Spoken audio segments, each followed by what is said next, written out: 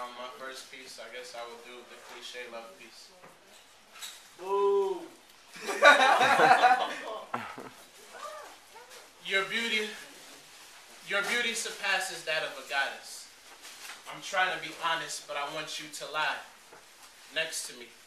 Mental telepathy, ecstasy without the pill. Will you sneak into my dreams tonight despite me being shy? I want to draw your bathwater with a number 2 pencil. Break the chill of your body with tight hugs, back rubs that will send your local masseuse back to school. I'm a fool for all complexions. Did I mention I'm a free agent? A franchise player and savior to the endless nightmare of the 1-minute man. My stamina can't be found in any spinach can or located on any master plan. I'm lonely, the only man on earth that was cursed with a tongue so long and strong. It will make your insides have a masturbate. How it could be possible to ejaculate 5 consecutive times. It should be a crime for the way I like to swim and not come up for air. I am digging you like Doug. It's not funny. Wanted to sweep emotions under the rug, but instead I want to jump the broom too soon. I know. The flow of your juices leaves me open conveniently like 24, and the more you try to get away is the more I pull you in like magnet. New episodes with Dragnet with the net. I just want to solve the case was closed, but I chose to look back at the evidence drenched with suspense of our first meeting, greeting you with open arms like Lucky Charms, girl.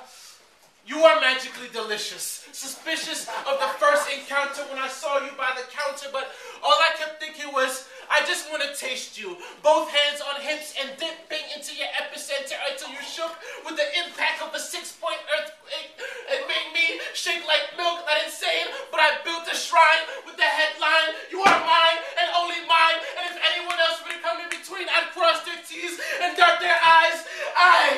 Whoa! I'm not afraid anymore.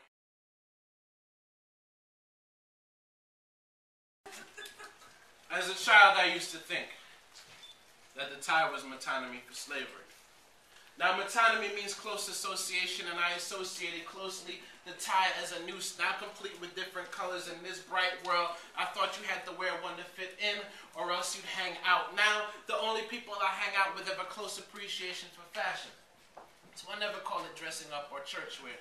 It's more like the non-conform uniform that confirms I'm in my normal attire. I come from a lineage of kings and queens, even though daily our history books catch on fire. I aspire to not perspire, but still give my all intellectually before the brain cells of this and the next generation expire. Spiritually, I'm required to change flats like retire, and only retire when I've trained enough people to keep the human race running, keeping them closely on track. Since A-Tracks, I've been on track to find the right angle, like Pro-Tracks, and been attracted to becoming a seasoned veteran with enough seasoning to make sure everything tastes just right. So every season, I weather the storm like an umbrella. You'd have to drop an anvil on the break. To me, writing is a contact sport, but even with broken hands, I'm ready to catch my break from pop locking to breaking cliche cadences. I've been on point like over there, no over there. Constantly working, so the reaping part of this is long overdue. This is not the poetic assassin that many once knew,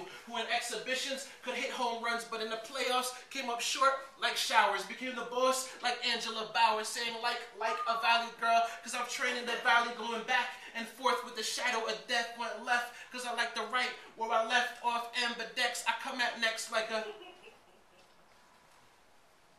Windsor knot, and I will not stop. Stop. I was going to sue suicide for putting the past me in a coffin, often from shoulder dust. At dusk, I learned how to shoulder boulders without putting oil on my joints. I make points with crooked fingers, the same ones to the right, till my hands fall off. And when my hands fall off, I put the pen between my toes and right till my feet fall off. And when my feet fall off, just so my essence will never die.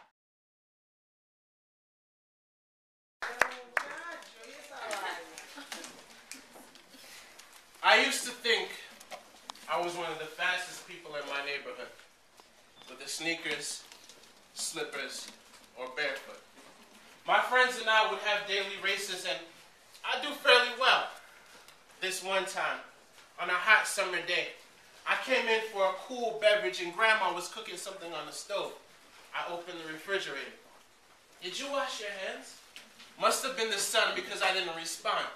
She asked again, and a smart remark left my lips. Her eyes widened. Immediately, I knew what that meant. With a single move, I took off, no longer worried about thirst. All what was on my mind was getting out of the house alive. I must have jumped down 8 of the 13 steps and kicked down the screen door. No longer worried about thirst, I shouted, "Let's go!" Jumped on the bike, pedaled. It didn't move. Tried again. Turned around and there was Grandma with some type of ancient stick in her hand, and she whipped and she whipped and she whipped the life out of me. Friends trying to absorb my pain, but to no avail. That time, I learned never to talk back to Grandma. She was the fastest person in my neighborhood.